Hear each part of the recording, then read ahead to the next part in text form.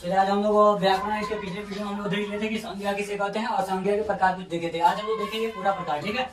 और जो हम लोग सबसे पहले हम लोग देखे हुए थे कि जातिवाचक संज्ञा, ठीक है। देखिएगा 10th और 9th में अलग ध्यान सवाल पड़ता है जातिवाचक से। जैसे कि हमने एग्जाम्पल में लिया कि मनुष्य, कुत्ता, बिल्ली, देखिए सभी अलग अलग जाति के हैं, ठीक है। तो कह सकते हैं कि जिस शब्द से जाति भर का बोध हो, क्या कहते हैं? जातिवाचक संज्ञा कहते हैं, ठीक है। देखिए कह सकते हैं आप लोग जिस शब्द से जाति भर का बोध हो, जाति भर का बोध हो उसे हम जातिवाचक संज्ञा कहते हैं। हो जाएगा, जिस शब्द से जाति भर का बोध हो, क्या कहते हैं? जातिवाचक संज्ञा कहते हैं। हो जाएगा। आप लोगों को याद नहीं करना है इसको, देखिए हम बता रहे हैं कैसे याद करना। देखिए हमने मनुष्य लिया, अलग प्रजाति की है, कुत्ता भी अलग जाति का है, बिल्ली भी अलग जाति का है। तो हम कह सकते हैं जिस शब्द से जाति, पूरे जाति भर का बोध होगा ना, उसे हम क्या कहेंगे? जातिवाचक संज्ञा कहते हैं, ठीक है। हो जाएगा। अब हम लोग आगे देखते हैं दूसरा, समूहवाचक संज्ञा, ठीक है। देखिए समूहवाचक संज्ञा होता क्या? जैसे हमने एग्जाम्पल में लिया मेला, बाजार, झगड़ा, ठीक है। तो हम कह सकते हैं कि जिस शब्द से झुंड, समूह आदि का बोध होता है उसे क्या कहते हैं? समूहवाचक कहते हैं।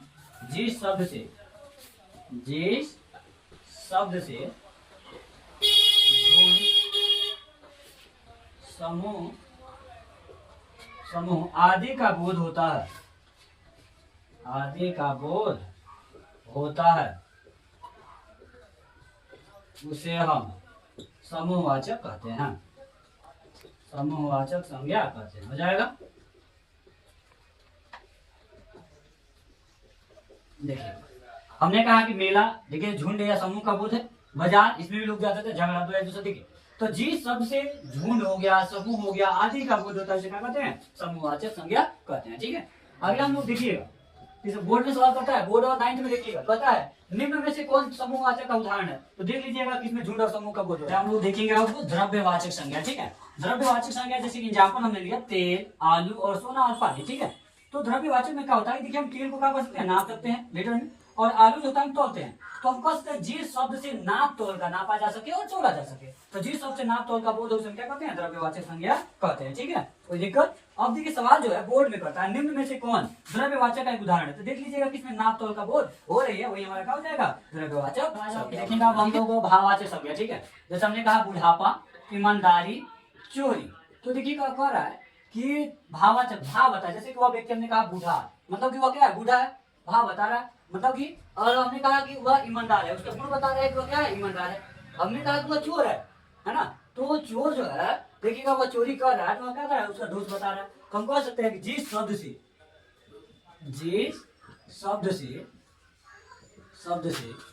गुण, धर्म,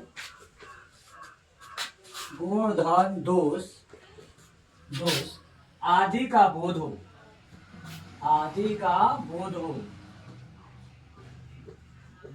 उसे हम भाववाचक संज्ञा कहते हैं, भाववाचक संज्ञा कहते हैं। हो जाएगा।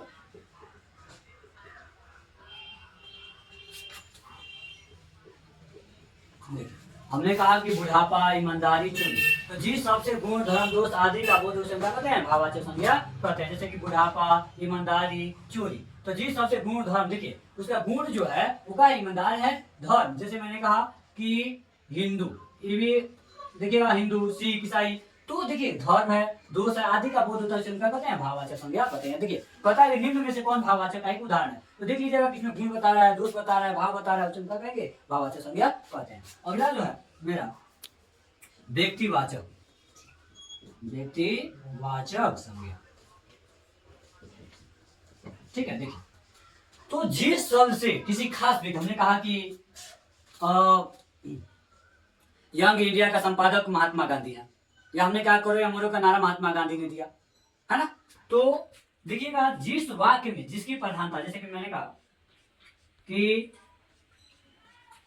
भारत छोड़ो आंदोलन, चाहे मैंने कहा यंग इंडिया, यंग इंडिया का संपादक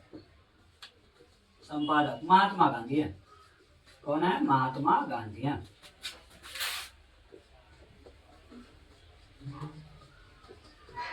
महात्मा गांधी है। महात्मा गांधी है। तो देखिएगा इसमें महात्मा गांधी के क्या इस वाक्य में किसकी प्रधानता है? महात्मा गांधी की। तो कह सकते हैं जिस शब्द से किसी खास व्यक्ति का बोध हो, जिस शब्द से चाहे जिस संज्ञा में जिस शब्द से किसी खास व्यक्ति का काजी का बोध हो। देखिएगा ऐसा नहीं महात्मा गांधी, जिस वाक्य में जो खास है ना, भारत के प्रथम प्रधानमंत्री जवाहरलाल नेहरू थे, तो उसमें देखिए उसमें खास किसके? जवाहरलाल नेहरू के। तो जिस शब्द से किसी खास व्यक्ति का बोध हो, किसी खास व्यक्ति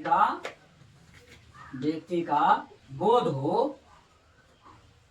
हो उसे हम व्यक्तिवाचक संज्ञा कहते हैं। व्यक्तिवाचक संज्ञा कहते हैं। हो जाएगा। देखिए जिस शब्द से किसी खास व्यक्ति का बोध हो, इस वाक्य में देखिए तो खास कौन है जी? महात्मा गांधी। हमने कहा कि भारत के प्रथम प्रधानमंत्री जवाहरलाल नेहरू थे।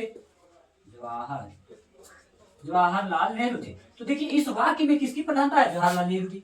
तो हम कह सकते हैं जिस शब्द से किसी खास व्यक्ति का बोध हो उसे हम क्या कहते हैं? व्यक्तिवाचक संज्ञा कहते हैं। ठीक है।